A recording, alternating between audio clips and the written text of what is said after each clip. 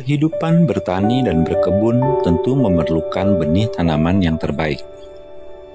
Setiap biji benih akan tumbuh ajaib menjadi tanaman atau pohon yang akan berbuah dan memberi kehidupan. Faktor lingkungan juga menentukan seberapa baik benih akan bertumbuh.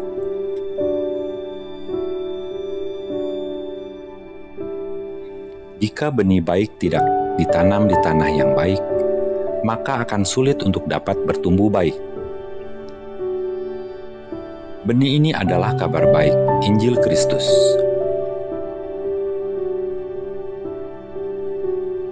Tumbuh kembang benih Injil Kristus bergantung sepenuhnya pada hati di mana ia berada, dan bagaimana sikap orang dalam merespon Injil.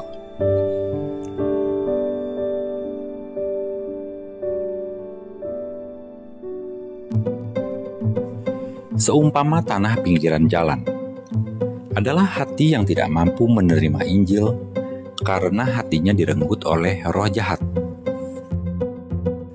Mereka adalah orang-orang yang tidak pernah memiliki kesempatan untuk menerima kabar baik keselamatan. Hati mereka tidak pernah dilunakkan melalui refleksi, kesadaran diri, atau pertobatan. Jadi mereka terlalu fokus pada aspek duniawi. Apa yang dapat mereka lihat, sentuh, cium, dan rasakan. Begitu sibuk dengan hiburan dan pernak-pernik dunia, sehingga Injil menjadi tidak memberi pengaruh yang berarti di hidupnya.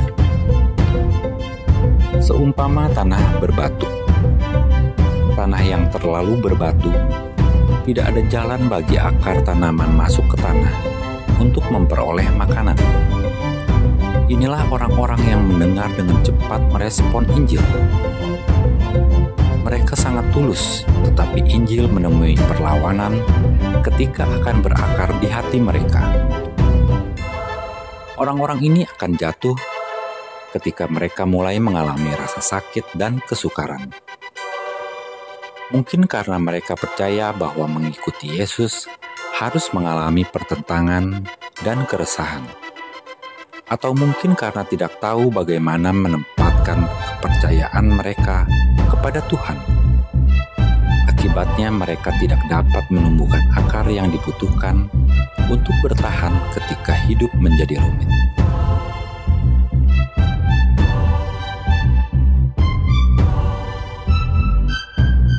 Seumpama tanah bersemak duri, tanah yang sangat menipu, tampak bersih, namun ada akar tak terlihat dari rumput liar dan semak belukar yang menunggu kesempatan untuk tumbuh kembali. Hati berupa tanah berduri akan sangat antusias dengan Injil, tetapi terlalu mudah teralihkan oleh apa yang ditawarkan dunia.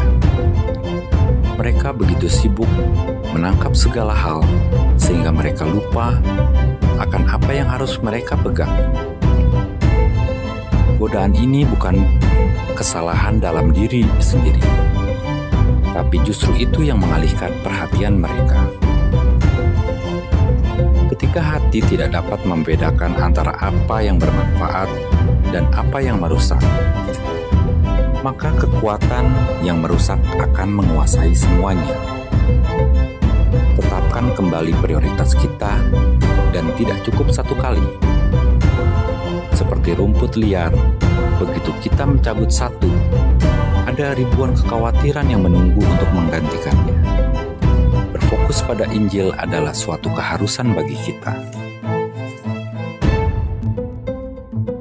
Seumpama tanah yang baik, ada benih yang jatuh di tanah subur penuh nutrisi.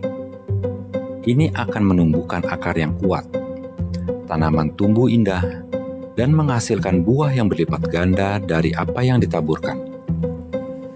Ketika hati kita berbunga, itu akan menghasilkan buah yang baik, kasih, sukacita, kedamaian, kesabaran, kemurahan, kebaikan, kesetiaan, kelembutan, dan penguasaan diri. Semakin banyak buah yang dihasilkan, semakin berdampak pada lingkungan di sekitarnya. Dan ketika orang melihat buah itu ada dalam kehidupan kita, semakin mereka bisa menerima benih Injil.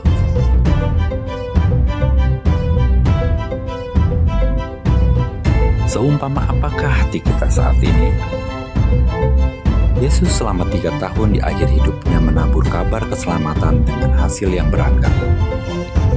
Sebenarnya akan sia-sia bagi seorang petani bila harus menabur benih ke tanah yang tidak akan menghasilkan.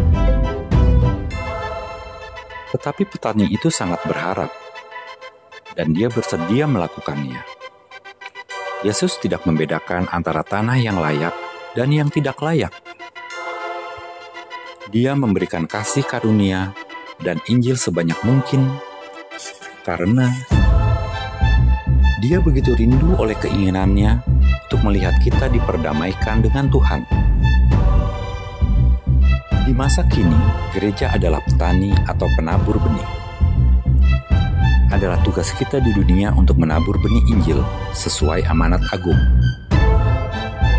Jika kita ingin menanam banyak, kita perlu menyebarkannya sebanyak mungkin. Dan ketahui bahwa banyak dari itu tidak akan berakar.